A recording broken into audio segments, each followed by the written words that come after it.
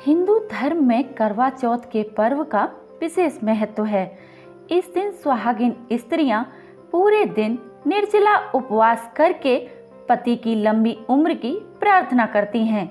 ऐसा माना जाता है कि जो स्त्री श्रद्धा पूर्वक व्रत और उपवास करती है, उसकी सभी मनोकामनाएं पूर्ण होने के साथ पति को दीर्घायु का वरदान भी मिलता है। करवा चौथ के दिन पूजन के कई नियमों में से एक इसकी कथा का पाठ करना भी है। मान्यता है कि जो भी स्त्री इस व्रत की कथा का पाठ करती है, उसे सौभाग्य का वरदान प्राप्त होता है। तो आइए जानते हैं करवा चौथ की संपूर्ण कथा के बारे में। एक समय की बात है, एक साहूकार के 7 पुत्र और एक पुत्री थी। पुत्री अपने भाइयों की इकलौती बहन थी। इस वजह से उसे सभी भाई बहुत प्रेम करते थे। एक बार कार्तिक मास के कृष्ण पक्ष की चतुर्थी तिथि को साहूकार की पत्नी समेत उसकी 7 बहुओं और पुत्री ने भी करवा चौथ का व्रत रखा। रात्रि के समय जब साहूकार के सभी लड़के भोजन करने बैठे, तो उन्होंने अपनी बहन से भी भोजन करने का आग्रह किया। इस बात पर बहन ने कहा कि भैया, आज करवा चौथ का व्रत उसने भी रखा है और चंद्रमा के दर्शन के पश्चात ही कुछ खा सकती है। चांद के निकलने पर उसे अर्घ देकर ही वो अन्न और जल ग्रहण कर सकती है। साहूकार के बेटे अपनी बहन से बहुत प्रेम करते थे और उन्हें अपनी बहन का भूख से व्याकुल चेहरा देख बेहद दुख हुआ।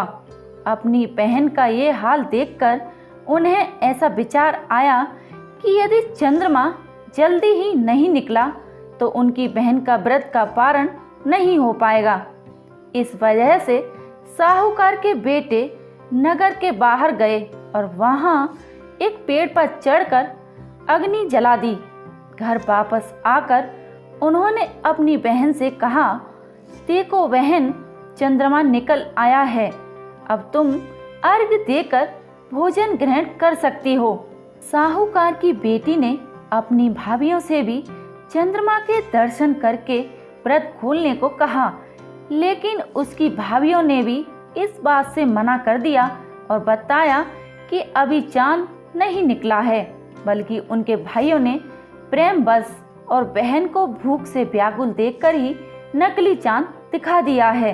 बहन ने भाभियों की बात को अनसुना कर दिया और अपने भाइयों की बात मानकर भाइयों द्वारा दिखाए गए नकली चांद को अर्घ्य देकर अन्न जल ग्रहण कर लिया। इस प्रकार बहन का करवा चौथ का व्रत भंग होने की वजह से भगवान श्री गणेश साहूकार की बेटी पर अप्रसन्न हो गए। गणेश जी की अप्रसन्नता के कारण उस लड़की का पति जल्दी ही बीमार हो गया और घर में बचा हुआ सारा धन उसकी बीमारी में व्यय हो गया। साहूकार की बेटी को जब अपने किए हुए दोषों का पता लगा तो उसे बहुत पश्चाताप हुआ। उसने गणेश जी से क्षमा प्रार्थना की और फिर से विधि पूर्वक चतुर्थी का व्रत शुरू किया। उसने विधि से पूजन करके चंद्रमा को अर्घ्य देकर अपना उपवास पूरा किया। वहां उपस्थित सभी लोगों का आशीर्वाद ग्रहण किया। साहूकार की बेटी की निश्चल भक्ति और श्रद्धा को देखकर भगवान गणेश जी उस पर प्रसन्न हो गए और उसके पति को जीवन दान दिया। साथ ही उसे सभी प्रकार के रोगों से मुक्त करके धन, संपत्ति और वैभव से युक्त कर दिया।